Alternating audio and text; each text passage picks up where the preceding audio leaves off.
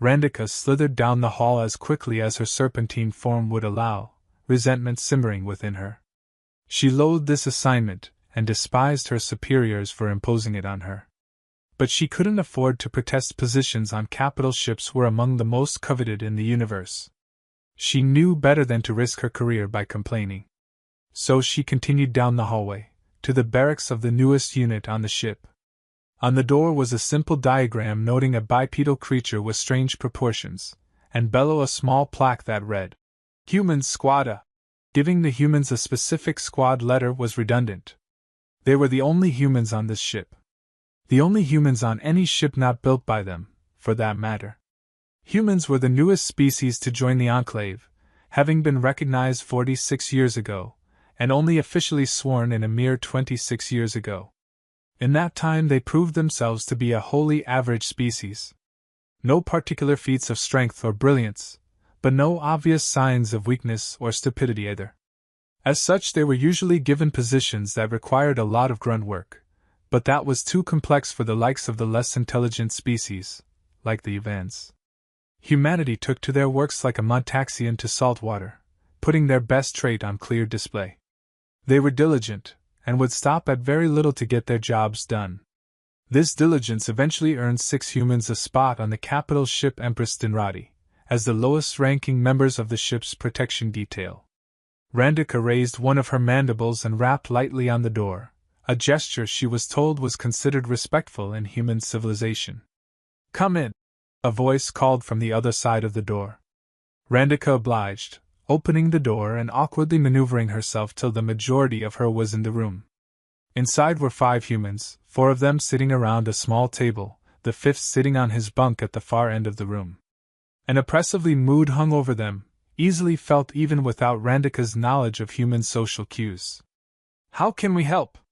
Private Rick Andrews asked, rising from his chair.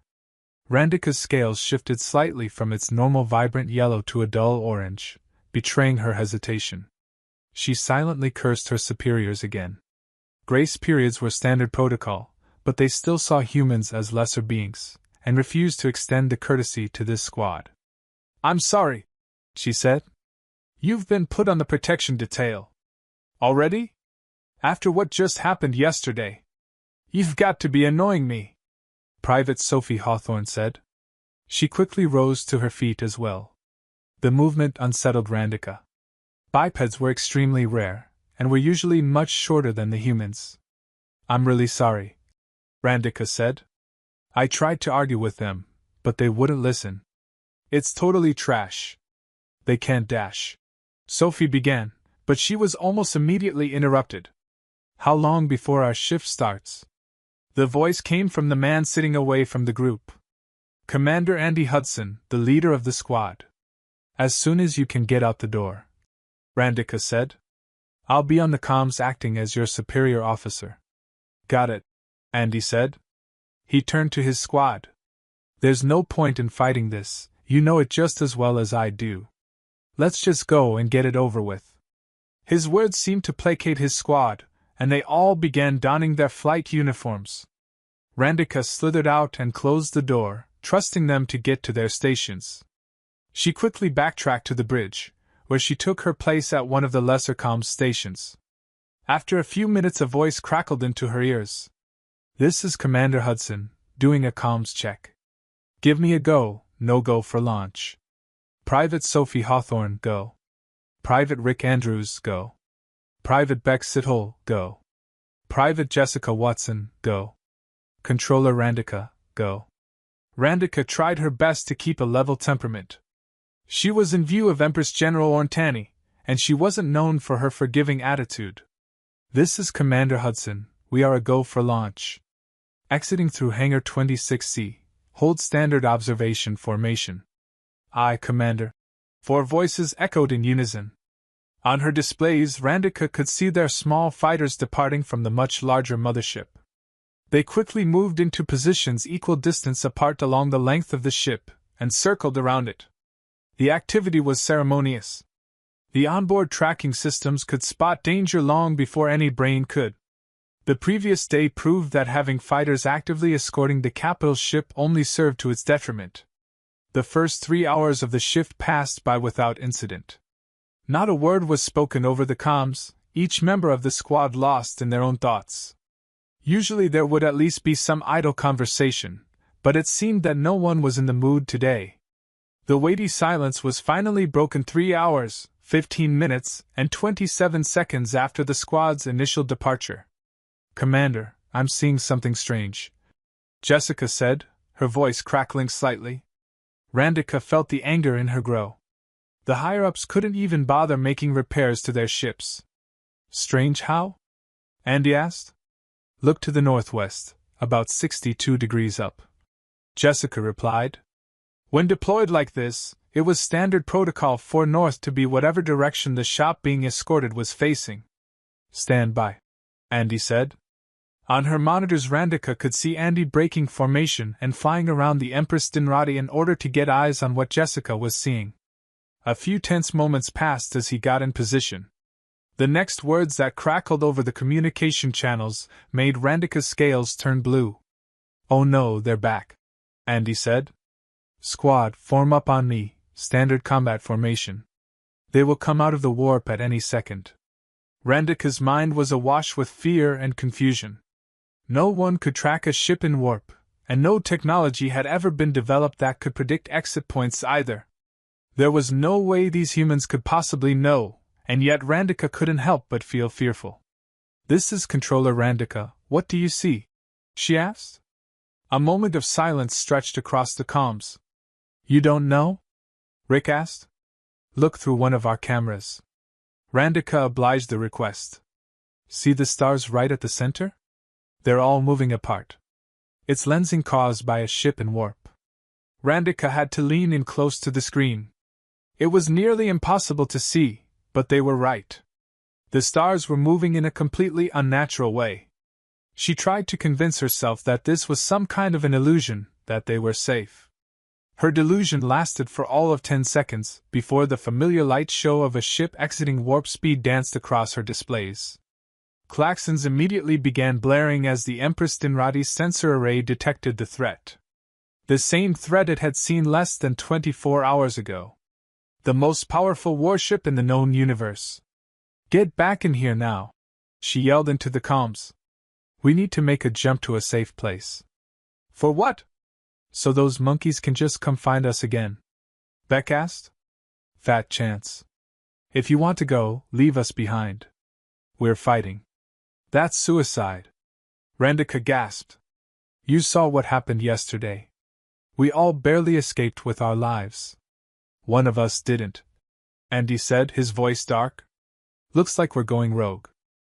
As all the other escort crafts quickly rushed back into the Empress Dinrati, the 5 human ships rocketed towards their opponent.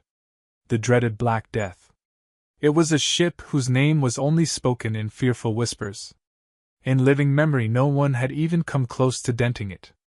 Its impressively thick hull, powerful shields, and ridiculous amount of defensive weaponry made it nearly impossible to get close, much less land a hit.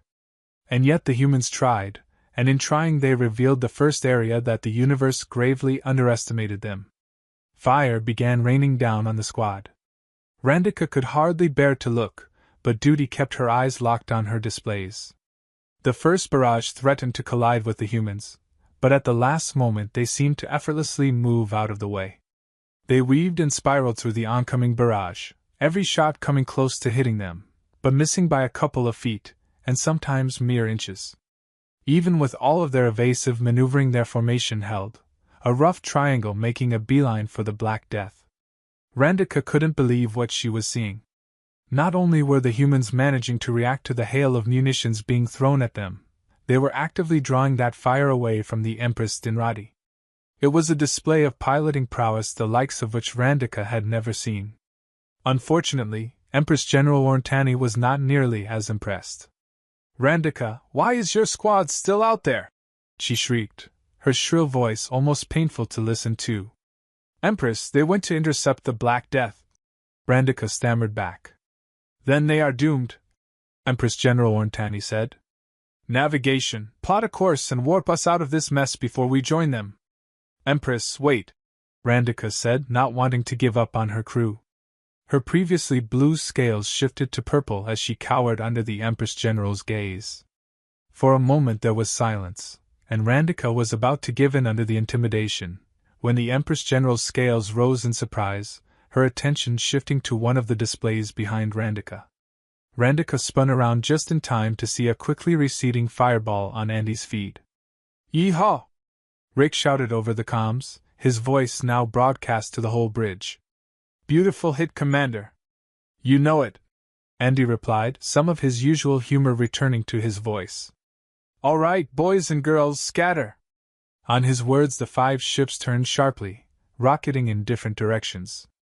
To the surprise, and in some cases horror, of everyone on the bridge of the Empress Dinrati, they headed right for the defense turrets. In all the attacks ever mounted against the Black Death, no one had ever been dumb or suicidal enough to fly towards the strongest guns in the galaxy. And yet the humans survived. More than that, their return fire found its mark. On each display a small inferno blasted forth, as each pilot took out another defensive turret. Confusion quickly became the dominant mood in Randika's mind. There should have been no way for a flame to occur in the vacuum of space, unless... "It's water-cooled," she whispered. Around her, others' eyes widened in understanding. The fighters the humans were piloting were armed with plasma cannons, as well as a single-use electromagnetic launcher that the humans insisted on calling a railgun. The energy bolts the plasma cannons shot had an interesting side effect if it collided with water.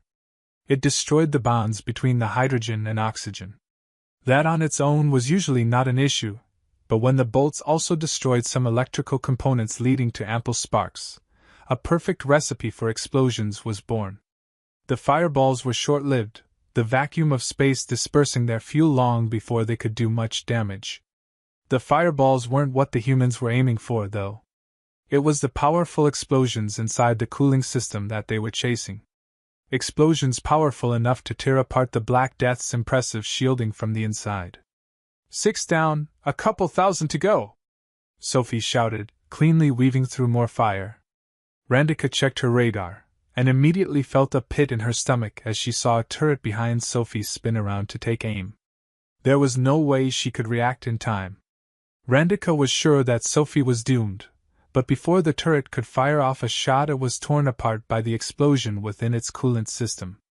Beck's ship came rocketing through the fireball. "Do humans have a hive mind?" the navigations officer asked. "Not that we are aware of," Empress General Orntani said. "Then how are they so well coordinated?" the navigations officer asked. His question went unanswered, the thought pushed away by a warbling chime coming from the main communications hub. "Empress, it's from the Black Death," the communications officer announced. He quickly pulled a live feed onto the bridge's main display. For the first time, the captain of the Black Death was seen. It seemed to be a writhing mass of tentacles with no discernible face. "Cease your attack at once, that we may depart peacefully," the captain demanded, its voice croaking and heavy. Empress General Orntani shot Randika a look, and she quickly got back on her station. "Andy, you're ordered to stand down." The captain of the Black Death called a ceasefire. She near yelled. "Roger," Andy said. "Squad, form up on me." He began flying away from the Black Death, and sure enough the storm of enemy fire raining down on him ceased. His squad quickly formed up on him. Once they were all in formation, he spoke again. "Patch me through to him." "Don't be ridiculous," Empress General Orntani scoffed. She had joined their comms channel without Randika noticing. "Your insubordination has only proven to me that it was a mistake to hire humans, not to mention that fiasco yesterday." "Listen here," Andy said, his voice darker and more serious than Randika could ever imagine it.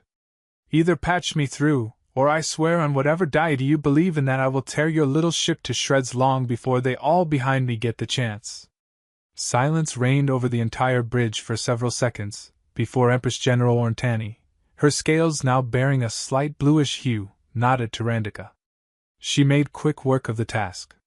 "Whenever you're ready, Andy," Randika said over the squad's private channel. "This is Commander Andy Hudson, leader of the squad that just tore your ship a new one." "Greetings, Commander Hudson," I am Dave Rock, captain of the Black Death. What do you want? A truce.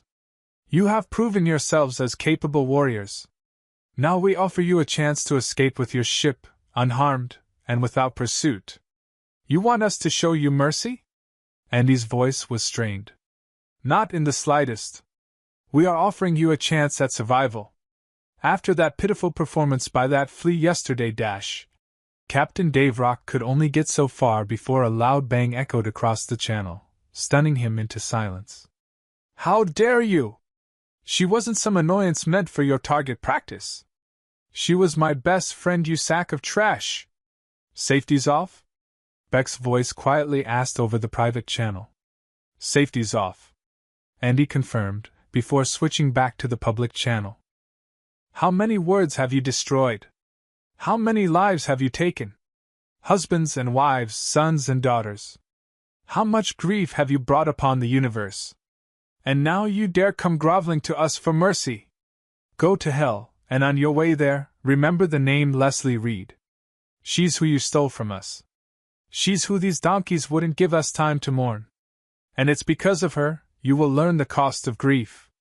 Andy's ship rocketed forward, the gentle yellow glow from its engine replaced with an eerie purple haze, indicating that the fighter had been placed into emergency mode. All power was diverted to the weapons and the thrusters. A feature meant to aid in escape, and he used it to make himself more deadly. Behind him, 5 ships followed suit, spiraling towards the Black Death.